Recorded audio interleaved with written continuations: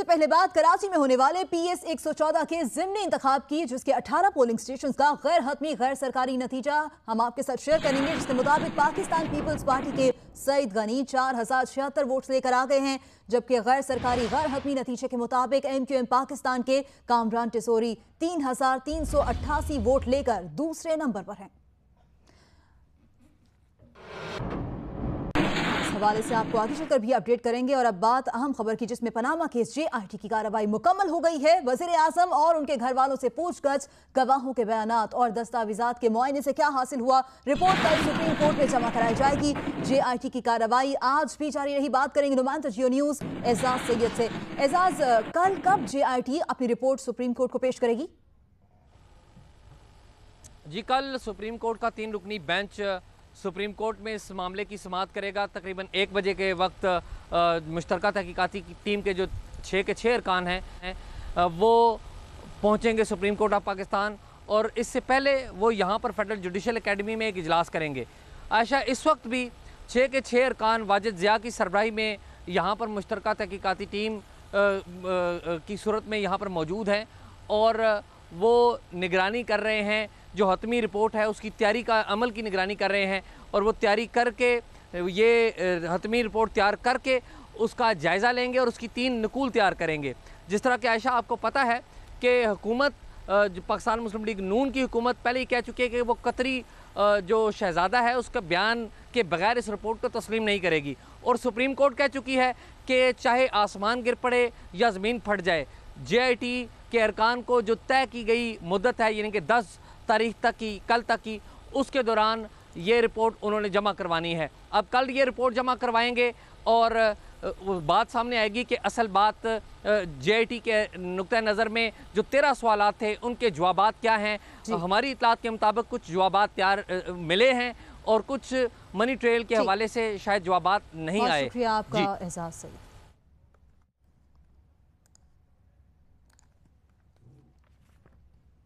कतरी शहजादे हमद बिन जासिम को JIT को भेजे जाने वाले दावतनामे का जवाब ताहाल नहीं मिला। कतरी शहजादे JIT के जवाब के मुंतजर हैं।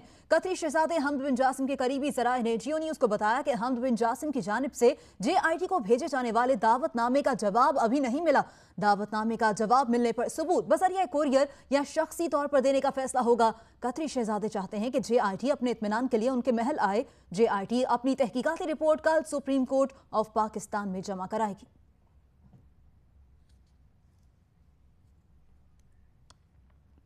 और रहनुमा नून लीग ख्वाजा साद रफीक ने कहा कि उन्हें मालूम है कि उनके खिलाफ खेल में कौन कौन शरीक है, उन्हें आवाज आती है।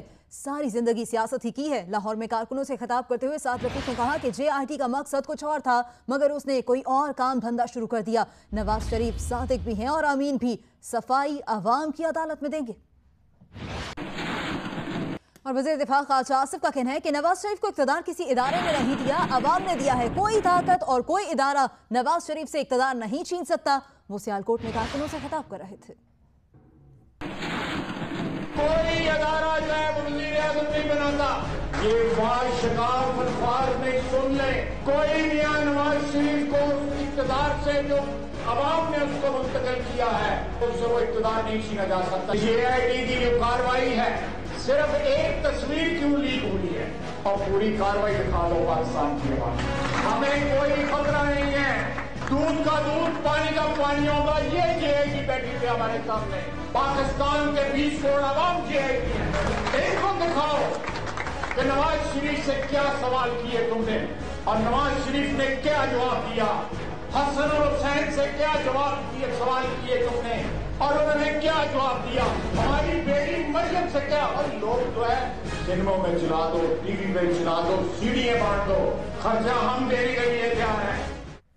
दूसरी जानिब चेयरमैन तहरीक इंसाफ इमरान खान का कहना है कि सुप्रीम कोर्ट वज़ीर आज़म से इस्तीफा ले और नवाज शरीफ का नाम ECL में डाले। बनी गाला में न्यूज़ कॉन्फ्रेंस करते हुए इमरान खान ने कहा कि नून लीग को पता चल गया है कि रिपोर्ट नवाज शरीफ की नाअहली की तरफ पहुंच गई है। दूसरी जानिब मुस्लिम लीग नून के रहनुमा हनीफ अब्बासी ने कहा कि इमरान खान बहकी बहकी बातें कर रहे हैं। वो अक्सर शाम को जब डबल डोज ले लेते हैं तो ऐसी गुफ्तगू करते हैं। हनीफ अब्बासी का कहना था कि ईसीएल में नाम इमरान खान का आना है। सिक्योरिटी रिस्क भी खान साहब हैं। उन्होंने यहूदियों और हिंदुस्तान के हिंदुओं से पैसा लिया, जिसका वो जवाब सुप्रीम कोर्ट और इलेक्शन कमीशन में नहीं दे रहे।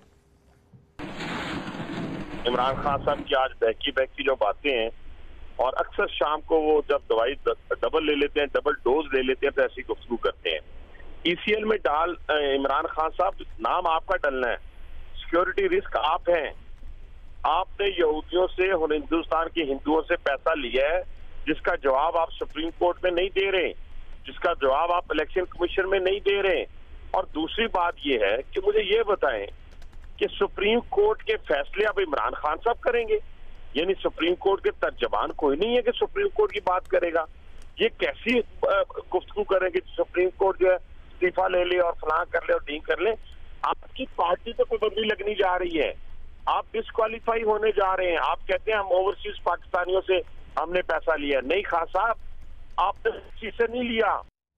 और अभी रुख करते हैं कराची में सिंध असेंबली के हल्के PS 114 के ज़िमनी इंतखाब का, जहां आज पूरा दिन खूब गहमा गहमी रही। पोलों के बाद वोटों की गिनती अभी भी जारी है और अभी तक आपको बताएं कि 52 पोलिंग स्टेशन का गैर सरकारी गैर हतमी नतीजा सामने आ गया है। और इस हवाले से आपको ये बताएं कि MQM के उम्मीदवार 11,627 वोट लेकर आगे दिखाई दे रहे हैं, जबकि पीपल्स पार्टी के सईद गनी 10,223 वोट लेकर दूसरे नंबर पर है। बात करेंगे नुमाइंदा जियो न्यूज़ कसीम सईद और कामरान रजी से, जो कि दोनों इस वक्त हल्के में ही मौजूद है। कसीम, पहले आपकी जानिब आते हैं, एग्जैक्टली किस जगह पर मौजूद हैं और क्या अपडेट करेंगे आप हमें गैर सरकारी गैर हतमी नताइज से मुतालिक?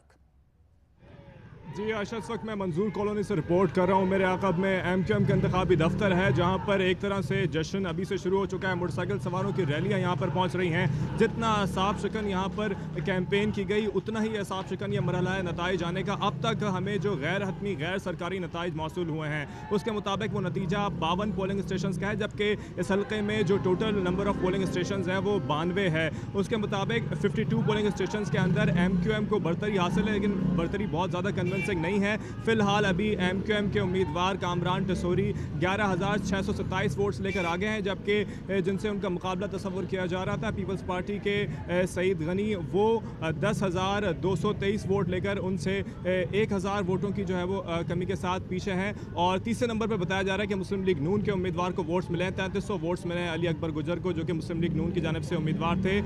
यहाँ पर गिनती का जो अमल है इस वक्त जारी है। सियासी जमातों के नुमाइंदे गिनती का अमल इस वक्त जारी है। कामरान रजी, आप भी हमारे साथ ही मौजूद हैं, बताएगा हल्के में कहां मौजूद हैं, आपके पास क्या खबरें पहुंच रही हैं?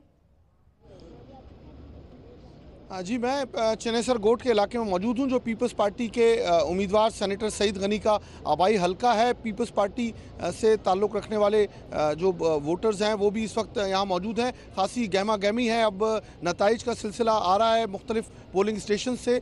यहाँ जो पीपल्स पार्टी के जो चीफ पोलिंग एजेंट हैं, उनके मुताबिक अब तक उन्हें 45 से ज़ायद पोलिंग स्टेशन के रिज़ल्ट मौसूल हुए हैं, और वो ये दावा कर रहे हैं, सेनेटर सईद गनी के जो चीफ पोलिंग एजेंट हैं, वो कहते हैं कि हमें बरतरी हासिल है PS 114 में।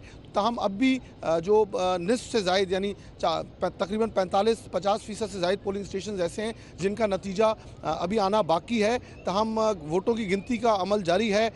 यहाँ पर खासा जोशो खरोश पीपल्स पार्टी के जो कैंप्स है वहाँ पर देखने में आ रहा है, और ये पीपल्स पार्टी के जो लोग हैं खासे पर उम्मीद हैं कि वो समझते हैं कि वो इस इलेक्शन को जीत जाएंगे। लोग अपने अपने उम्मीदवारों के लिए खासे पर उम्मीद हैं। और काशिफ मुश्ताक ने भी हमें ज्वाइन किया है। काशिफ, बताएगा PS 114 में आप कहाँ मौजूद हैं, क्या अपडेट्स दे सकते हैं? जी बिल्कुल, हम इस वक्त मौजूद हैं चनेसर कोर्ट के करीब, और मेरे अकब में आप देख सकते हैं कि यहाँ अभी रैली गुजर रही है। पीपल्स पार्टी की रैली है और बड़ी तादाद में कारकुनान इस वक्त बाहर हैं। और अगर हम बात करें सिक्योरिटी की, तो सिक्योरिटी के भी सख्त इंतजाम किए गए हैं। मेरे अकब में आप रेंजर्स एहलकार भी देख सकते हैं। पुलिस की 1200 से नफरी जो है वो यहाँ तैनात की गई थी, जबकि 2000 के करीब रेंजर्स एहलकार तैनात किए गए थे। मुख्तलिफ कैंप्स पर इस वक्त जो है वो शदीद नारेबाजी की जा रही है अपने मुखालफिन की जानिब से, लेकिन दूसरी जानिब जो है वो सिक्योरिटी इंतजाम भी सख्त हैं। सिक्योरिटी इंतजाम भी सख्त हैं। हमें अपडेट कर रहे थे कि इस वक्त PS 114 में जश्न का समा है। पीपल्स पार्टी और MQM दोनों के जो कारकुनान हैं उनकी जानिब से जश्न मनाया जा रहा है, जबकि तकरीबन 50% पोलिंग स्टेशन का रिजल्ट आना अभी बाकी है। कराची में सूबाई असम्बली की नशिस्त PS 114 पर ज़िमनी इंतखाब के लिए पोलिंग के दौरान सियासी मुखालफिन की नोक झोंक, इल्ज़ामात और नारेबाजी का सिलसिला भी जारी रहा। इंतखाबी हल्के में उम्मीदवार और सियासी रहनुमाओं के दौरे और इल्ज़ामात की खूब बौछार हुई। PS 114 में ज़िमनी इंतखाबात में इंतखाबी दंगल और इंतखाबी गहमा गहमी पोलिंग के दौरान जारी रही। चनेसर कोट में पोलिंग स्टेशन की इमारत के बाहर सियासी कारकुनान आमने सामने आ गए और नारेबाजी की।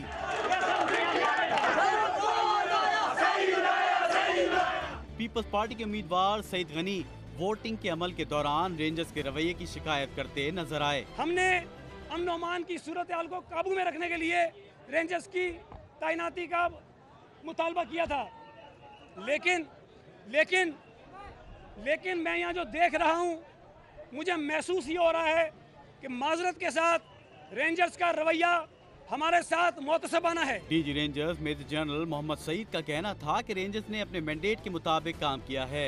ये बात खुशाइंद है कि लोग बड़ी तादाद में हक राय दही इस्तेमाल करने निकले। किसी को ये शिकायत है कि फलां बूथ के ऊपर धांधली हो रही है, किसी को ये शिकायत है कि फलां बूथ के ऊपर उनके जो वोटर्स हैं उनको वोट नहीं डालने दिया जा रहा। ये जो बातें मैं सुबह से मीडिया में सुन रहा हूँ, हर एक को ये हक हासिल है कि वो मीडिया में अपनी ऐसी शिकायत को हाईलाइट करे, लेकिन एक कानूनी तरीकाकार है। पोलिंग के दौरान MQM, पीपल्स पार्टी और तहरीक इंसाफ के रहनुमाओं ने एक दूसरे के इलेक्शन कैंप्स पर जाकर मुलाकातें भी की, तो कहीं पार्टी कारकुनान आमने सामने आकर एक दूसरे के खिलाफ नारेबाजी करते नजर आए।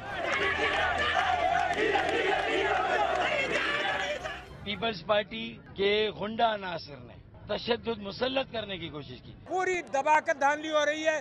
जो प्रिसाइडिंग ऑफिसर था वो भी गालम गलोच कर रहा था हमारे साथ। पोलिंग के दौरान सियासी रहनुमाओं के दौरे, मेल मिलाप, इल्जामात और कारकुनान की नोक झोंक जारी रही। 3 अफराद को धांधली के इल्जाम में गिरफ्तार भी किया गया। ताहम सिक्योरिटी के सख्त इंतजामात के बाइस कोई बड़ा नाखुशगवार वाकया पेश नहीं आया। PS 114 में जारी गहमा गहमी से मुतालिक आपको अपडेट रखेंगे। अभी कुछ दीगर खबरें। रहनुमा अवामी मुस्लिम लीग शेख रशीद का कहना है कि हुकूमती चीखों पुकार बता रही है कि इन्हें नतीजे की बू आ गई है। इन्होंने दावा किया कि नवाज शरीफ को शहबाज शरीफ, इसहाक डार और शौहरे निसार पर एतमाद नहीं। कल 4 वफाकी वज़रा को मुमकिना वज़ीर आज़म के तौर पर पेश किया गया। और आपको बताएं कि FIA ने SECP में चौधरी शुगर मिल्स की इंक्वायरी का रिकॉर्ड टेम्पर करने पर इदारे के सरबराह जफर हिजाजी को जिम्मेदार करार देते हुए उनके खिलाफ मुकदमा दर्ज करने और कार्रवाई की सिफारिश की है। चौधरी शुगर मिल्स के खिलाफ इंक्वायरी रिकॉर्ड की टेम्परिंग साबित हो गई। मामले के जिम्मेदार सिक्योरिटी एंड एक्सचेंज कमीशन के सरबराह जफरुल्लाह हिजाजी करार, चेयरमैन SECP मुजरमाना इकदाम के मुर्तकब हुए, उनके खिलाफ मुकदमा दर्ज करके कार्रवाई अमल में लाई जाए। ये कहा है फेडरल इन्वेस्टिगेशन एजेंसी की तरफ से सुप्रीम कोर्ट में जमा कराई गई रिपोर्ट में। रिपोर्ट में बताया गया है कि चेयरमैन SECP जफर हिजाजी ने अपने मातहत अफसरान मिस माहीन फातिमा और अली अजीम इकराम पर रिकॉर्ड टेम्परिंग के लिए दबाव डाला। FIA ने गैर कानूनी अहकामात मानने पर माहीन फातिमा और अली अजीम इकराम के खिलाफ भी महकमाना कार्रवाई की सिफारिश की है। सुप्रीम कोर्ट के हुक्म पर FIA के डायरेक्टर मकसूदुल हसन की सरबराही में टीम ने ये रिपोर्ट तैयार की है, जिसे DG FIA captain retired Ahmad Latif ने सुप्रीम कोर्ट में जमा करा दिया है। और पंजाब हुकूमत ने उन तमाम आला सरकारी अफसरान और हुकाम को फौरी तौर पर गिरफ्तार करने का फैसला किया है जिनके खिलाफ बदउनवानी के मुकदमा दर्ज हैं। ये फैसला लाहौर में चीफ सेक्रेटरी पंजाब की ज़ेर सदारत इजलास में किया गया, जिसमें सेक्रेटरी प्रोसिक्यूशन ने महकमा एंटी करप्शन में दर्ज हाई प्रोफाइल केसेस पर ब्रीफिंग दी। तर्जुमान पंजाब हुकूमत के मुताबिक करप्शन केसेस में मुलव्वस आला अफसरान और हुकाम की गिरफ्तारियों के लिए खुसूसी टीमें तश्कील दी जाएंगी। ज़राए के मुताबिक कुछ हाई प्रोफाइल गिरफ्तारियां अगले 48 घंटों में मुतवक्किल हैं।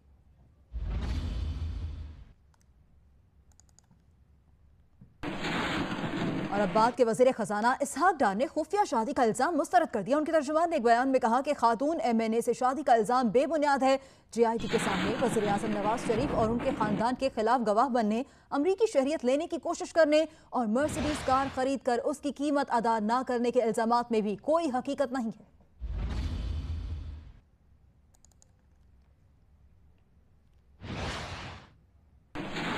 और वज़ीर आज़म के मुशीर अमीर मकाम ने कहा है कि तहरीक इंसाफ ने खैबर पख्तूनख्वा को 50 साल पीछे धकेल दिया। करप्शन की दावेदार हुकूमत के वज़ीर आला खुद करप्ट हैं।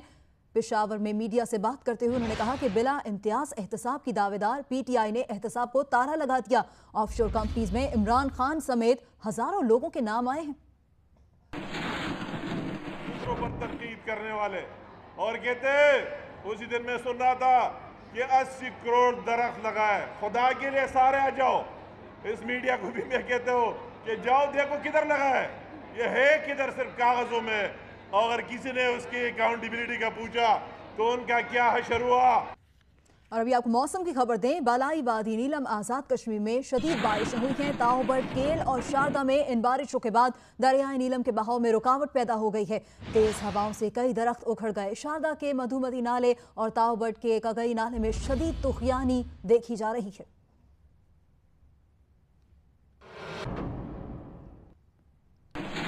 और ख़राब मौसम के बायस ही वज़ीर आज़म नवाज शरीफ का कल का दौरा कोहिस्तान और दासू मुलतवी कर दिया गया। वज़ीर आज़म ने 2 रोज़ पहले ऐलान किया था कि वो दासू डैम का संग बुनियाद रखने पीर 10 जुलाई को कोहिस्तान का दौरा करेंगे। तर्जुमान वज़ीर आज़म हाउस का कहना है कि दौरे की नई तारीख का ऐलान बाद में किया जाएगा।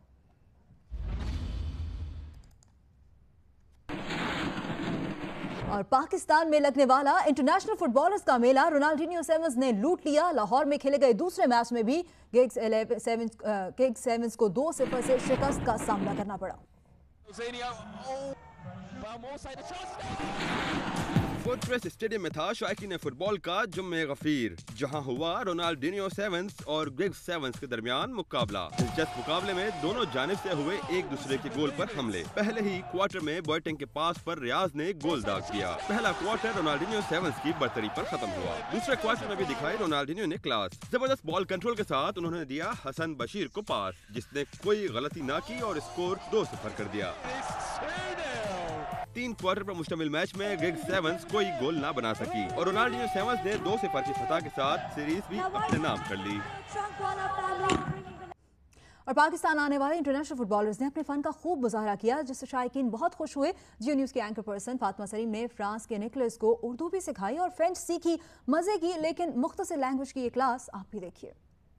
I'm thinking that you're coming to Pakistan, so you're coming to Karachi. You need to learn some Urdu. So have you learned any Urdu yet? Not yet. So maybe I should teach you, okay? So at first you have to say salam, which is hello. So Okay, salam. salam. So you say salam. Salam. Maybe you can teach me some French, because then I can tell people that I learned something from Anelka. Yeah? Or is there something easy you can teach me in French? Yeah, bonjour. I know that. No? Yeah, you know. Oh, okay. Comment ça va? How do you say that? Comment ça va? Comment ça va? Comment ça va? Comment ça va? What is it? Ça va. Comment ça va? How are you? Oh, how are you? I was wondering, I hope that's not a bad word, okay? No. So, Rekha, thank you so much. Pakistan में सहाफत की पहचान, तरक्की पसंदी और रोशन ख्याली की अलामत professor वारिस मीर की तहरीरों का चौथा मजमूआ फलसफा खुशामद पाकिस्तानी सियासत और सहाफत के नाम से शाया हो गया है। किताब में जनरल ज़ियाउल हक के दौर का अहाता और उस वक्त खुशामदियों और दरबारियों का भी तस्करा है। अदनान मलिक की रिपोर्ट। प्रोफेसर वारिस मीर ने 22 नवंबर 1938 को सियालकोट में मीर अब्दुल अजीज के घर आंख खोली थी। अदब-ओ-दाब के हवाले से सियालकोट ने तसव्वुर पाकिस्तान के खालिक शायर मशरिक इल्लामा इकबाल और नामवर शायर फैज़ अहमद फैज़ और प्रोफेसर वारिस मीर जैसी नामवर हस्तियां पैदा की हैं। प्रोफेसर वारिस मीर कौमी सहाफत के शहसवार थे। वो जो मज़ामीन लिखते थे उसमें दलील भी होती थी, उसमें रेफरेंस भी होता था और बहुत रेफरेंस के साथ वो जो कुछ कहते थे उसको साबित करने की कोशिश करते थे। वारिस मीर ने पंजाब यूनिवर्सिटी से ही सहाफत में मास्टर डिग्री हासिल की। यहीं पर सहाफत के उस्ताद और बाद में शुबा सहाफत के सरबराह भी बने। प्रोफेसर वारिस मीर ने सहाफत को बतौर पेशा अपनाया तो तरक्की पसंदी, आज़ादी फ़िक्र, दलील की अजमत और मुतनाज़ा अफकार पर कलम उठाया। न सिर्फ खुद जुर्रतमंदी का सबूत दिया बल्कि अपने साथियों को भी जुर्रत और हिम्मत का सबक दिया। उनकी तहरीरें आज भी बिखरते समाज में मशले राह का किरदार अदा कर रही हैं। प्रोफेसर वारिस मीर की किताबों में हुर्रियत फ़िक्र के मुजाहिद, क्या औरत आदी है और फौज की सियासत के बाद उनकी तहरीरों और मज़ामीन का चौथा मजमूआ फलसफा खुशामद पाकिस्तानी सियासत और सहाफत भी शाया हो गया है। किताब क़याम पाकिस्तान से जनरल ज़िया के मार्शल दौर तक के खुशामदियों और दरबारियों के किरदारों का अहाता करती है। उन्होंने 1987 में सिर्फ 48 साल की उम्र में वफात पाई। कैमरामैन आमिर बाजवा के साथ अदनान मलिक, जियो न्यूज़, लाहौर। गिलगित बल्तिस्तान के इलाके हुंसानगर के हल्के GB4 पर ज़िमनी इंतखाब के बाद तमाम 40 पोलिंग स्टेशन का गैर हतमी गैर सरकारी नतीजा आ गया है, जिसके मुताबिक पीपल्स पार्टी के जावेद हुसैन 6,888 वोट लेकर कामयाब हो गए, जबकि उनके मद्दे मुकाबिल इस्लामी तहरीक पाकिस्तान के मोहम्मद बाकिर 837 वोटों से हार गए। मोहम्मद बाकिर ने 6,051 वोट हासिल किए।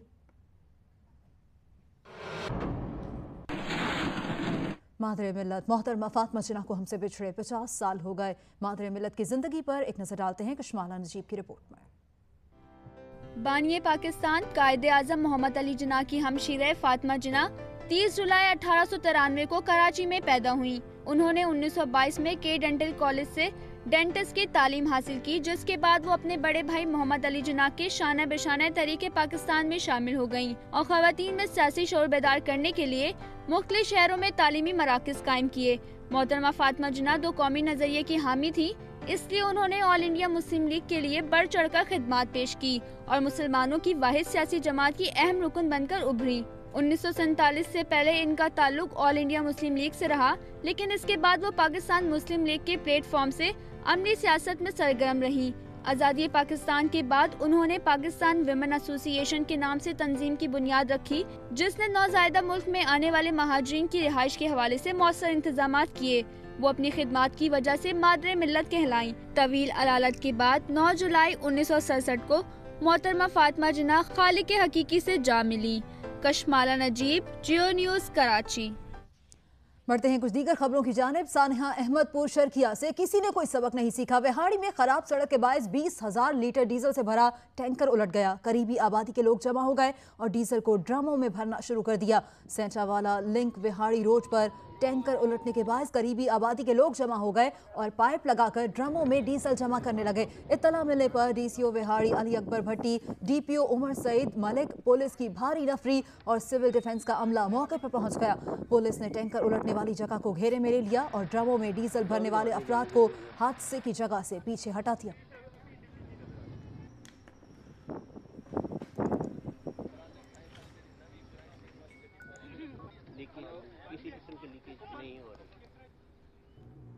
और कराची के PS 114 के ज़िमनी इंतखाब से मुतालिक एक मरतबा फिर आपको अपडेट करें। 63 पोलिंग स्टेशन का गैर सरकारी गैर हतमी नतीजा इस वक्त आपके साथ शेयर करेंगे। पीपल्स पार्टी के उम्मीदवार सईद गनी 13,900 वोट लेकर आगे हैं, जबकि MQM के कामरान टिसोरी 13,300 वोट लेकर दूसरे नंबर पर हैं। मुस्लिम लीग नून के उम्मीदवार 4,125 वोट हासिल कर सके हैं। आपको अपडेट कर रहे हैं PS 114 ज़िमनी इंतखाब से मुतालिक, जहां आज दिन भर खूब गहमा गहमी रही और इस मौके पर मुख्तलिफ बेनज़मी के वाक़यात भी देखने में आए। लेकिन अब गैर हतमी गैर सरकारी नतीजा सामने आ रहा है। 92 पोलिंग स्टेशन से टोटल, जिनमें से 63 का गैर हतमी गैर सरकारी नतीजा जो सामने आया है, उसके मुताबिक सईद गनी 13,900 वोट लेकर इस वक्त आगे हैं। ये मनासिर आप देख सकते हैं हल्के में मौजूद अवाम जो कि पीपल्स पार्टी के कारकुन हैं और इस वक्त भरपूर जश्न मनाया जा रहा है। उनकी जानिब से नारे लगाए जा रहे हैं, रक्स किया जा रहा है, क्योंकि अब तक जो गैर हतमी गैर सरकारी नतीजा आया उसके मुताबिक सईद गनी 13,900 वोट लेकर आगे हैं।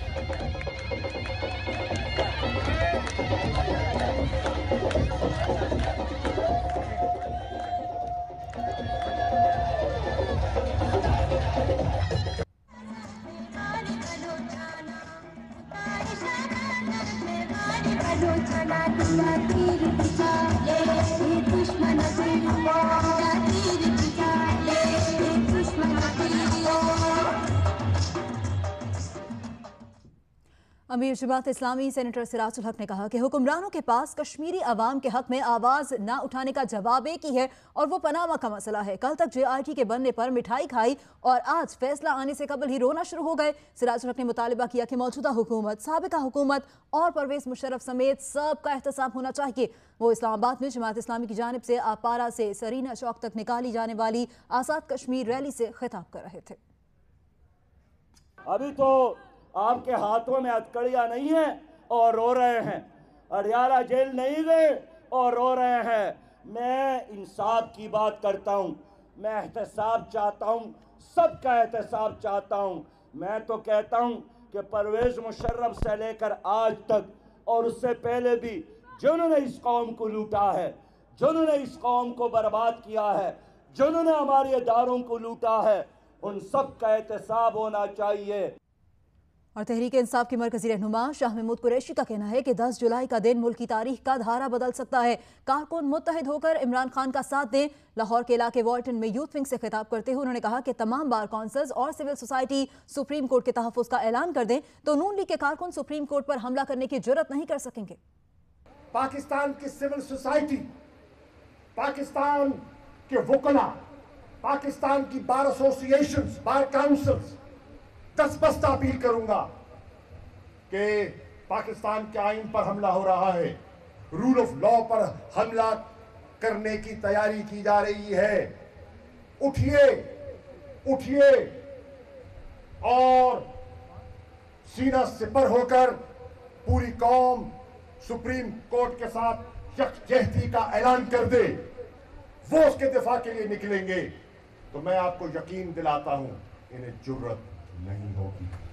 और नून लीग के रहनुमा दलाल चौधरी का कहना है कि स्क्रिप्ट लिखने वाले नवाज शरीफ का सियासी कत्ल करना चाहते हैं। स्क्रिप्ट लिखने वाले अब स्क्रिप्ट तब्दील करें, हम पर उंगली उठाने का इख्तियार सिर्फ अवाम के पास है।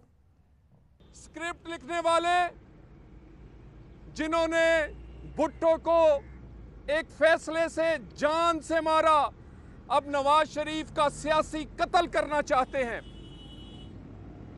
और बार बार हम कहते हैं साजिश हो रही है। किसी अक्लमंद के लिए, किसी समझदार के लिए बड़े इशारे हैं इसमें, कौम को पता चले कि ये साजिश है, ये एहतसाब नहीं है। कराची में होने वाली नेशनल एमेच्योर गोल्फ चैंपियनशिप आशिक हुसैन ने जीत ली। मुल्तान के आशिक हुसैन 293 स्कोर के साथ पहले नंबर पर रहे, तैमूर खान 297 स्कोर के साथ दूसरे और सुहेब आसिफ तीसरे नंबर पर रहे। पहले 3 दिन बरतरी लेने वाले वसीम राना और सुहेब आसिफ फाइनल राउंड में हिम्मत हार गए।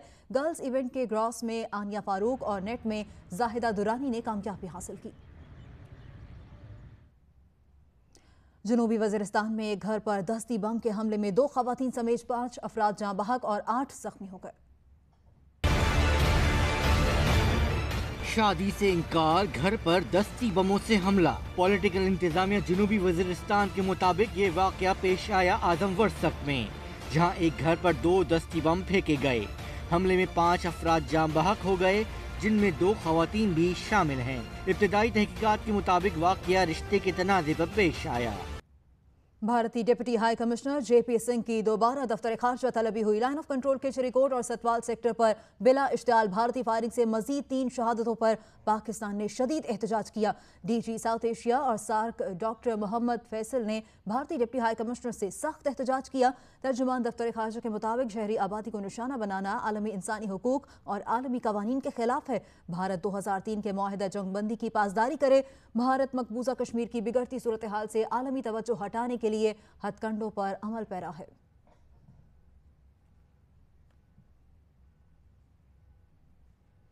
एफसी की कोयटा और योब में कार्रवाइयों में कोयटा के इलाके कली इस्माइल से कलदम तंजीम के 2 दहशतगर्द गिरफ्तार कर लिए गए। ISPR के मुताबिक ऑपरेशन रद्दुल फसाद के तहत एफसी ने कोयटा और योब में कार्रवाइयां की। कोयटा के इलाके कली इस्माइल में कलदम तंजीम के 2 और योब के इलाके गवाल इस्माइल जई से कलदम तंजीम का 1 दहशतगर्द गिरफ्तार किया गया।